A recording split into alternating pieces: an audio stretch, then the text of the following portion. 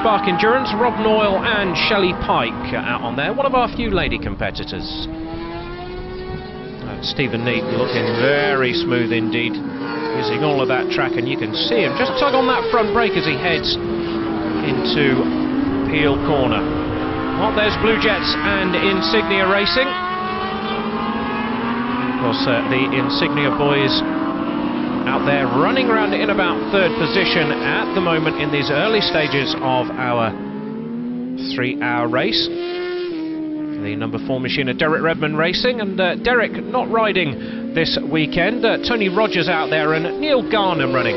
Oh, looks like we got a faller, and that I think by the looks of it is a high side coming out of the first corner. So the number 20 machine with the red armband of Ducks Cross Racing, Martin Landman, believe it or not, taking a fall, lifts that bike up, and hopefully everything okay. I think it was Mike Eglinton's birthday this weekend, so that's not the best birthday present that you could give somebody there.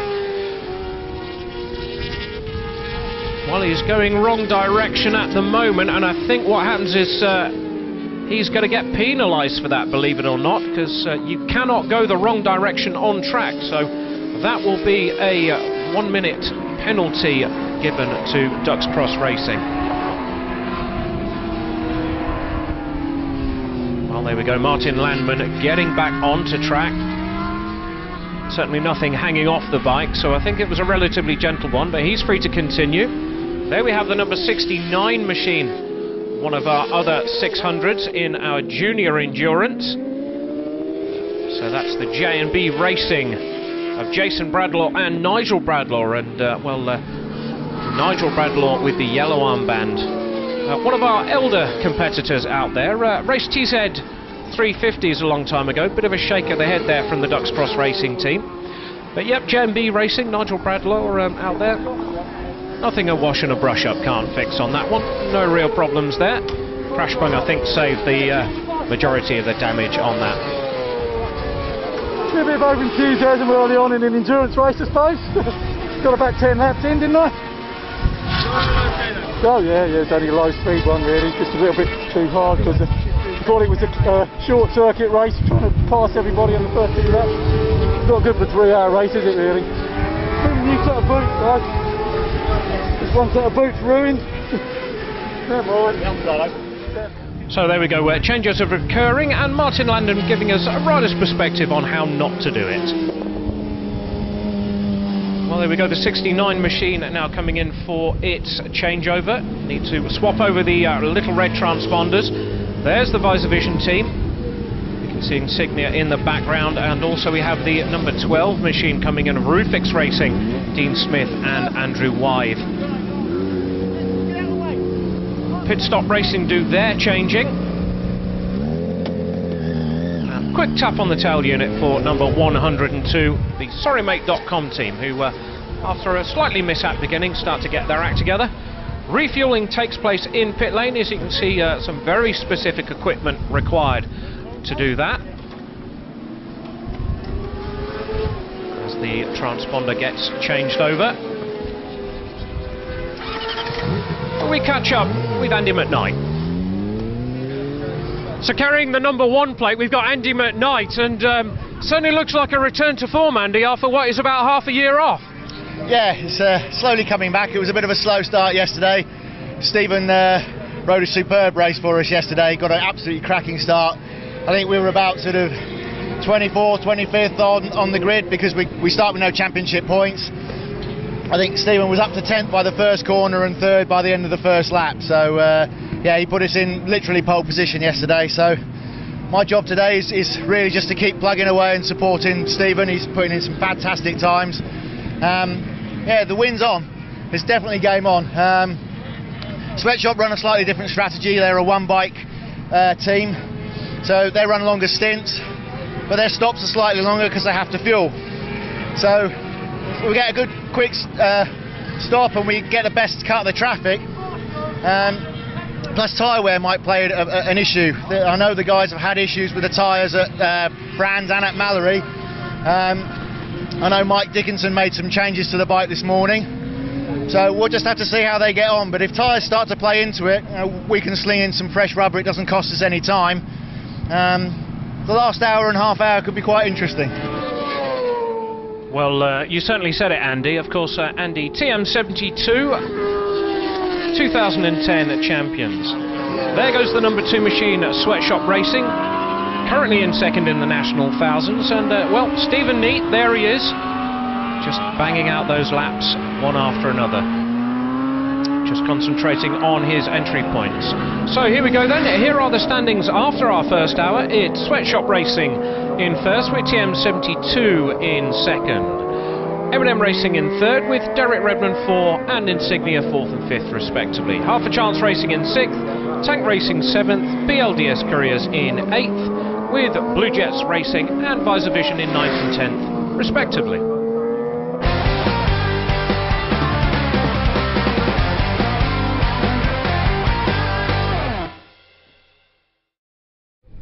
So only an hour remaining in our junior tag and senior 1000cc sorrymate.com endurance, and as you can see just down there, they're clearing up a bit of a fluid spill. We're not unsure of the nature of that. All we know is that Dean Smith on the number 12 Rufix racing machine came out at high speed and the bike went end over end. All the riders under pace car conditions, so Dave Mabbott, the series director, out there at the moment, and that means that the pit lane can only open as the riders come past. That incident's still being dealt with. TM72 still in that top spot in the National Thousands. Sweatshop Racing really can't chase them down because we still have another 2 laps under safety car conditions. Well, Emma Myers there with our safety car flag out on post, doing a sterling job. There he is, series director Dave Mabbott, out in the wife's car, doing a spot of safety car driving. So no overtaking under safety car conditions as they attempt to clean up that fluid spill at the final corner before the start-finish straight. And well, certain events overtaking the safety car at this point, well, that is a breakdown for Lewis Mason, believe it or not, our current leaders in the National 600s.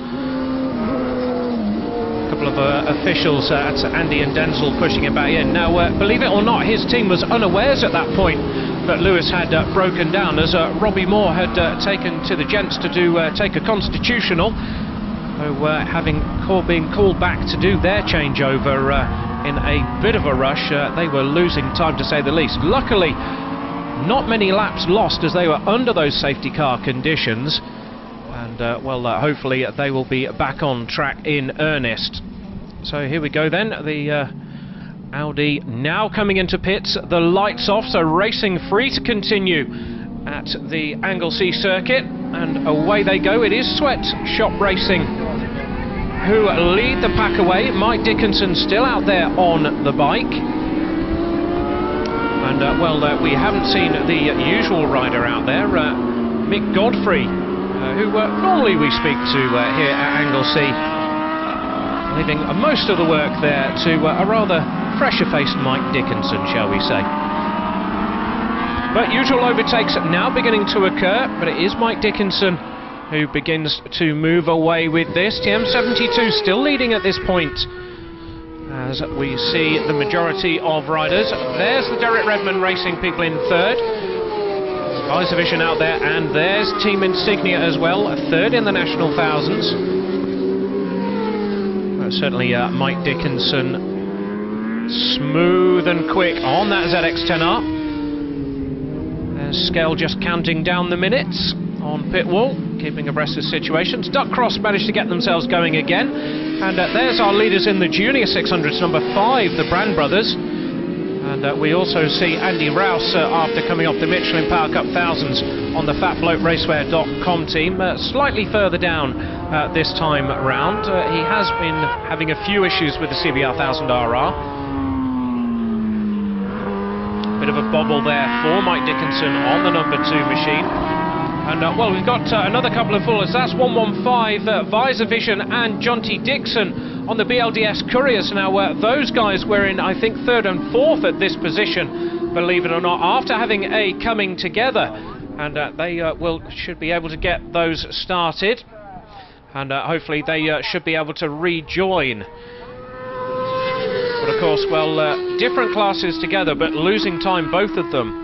If we have a look at that, it's Rob Barnes who's taken the fall for Visor Vision. Now he's not been able to get that started. John T. Dixon has got his GSXR started, so he'll be able to get back to the pits and get Bill Lilly to do a changeover so that Bill is able to go out on his CBR 1000RR. But, well, currently in and around 4th place. He gives a quick check over to the machine as he's riding, which is not the safest way of doing it, to say the least.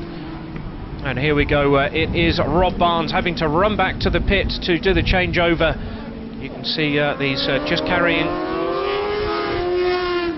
his transponder to get that back to his teammate to be able to get them out onto track. Round of applause there from the crowd. Well, that's what we call a sterling effort indeed. So, there's the pits. There goes the changeover. Clearly, pit crew not quite ready for that one. Well, here he is. This is Andy McKnight. This is his final endurance race before he moves to Pastures New. And the TM72 team still ahead of Sweatshop Racing. There goes Mick Godfrey on the Sweatshop Racing number 2 machine to see if he can begin to chase down the current leaders. That's Robbie Moore on his R6, and well, Robbie out there with his yellow armband. They are still leading in the National 600s, and well, they've had a pretty clean sweep.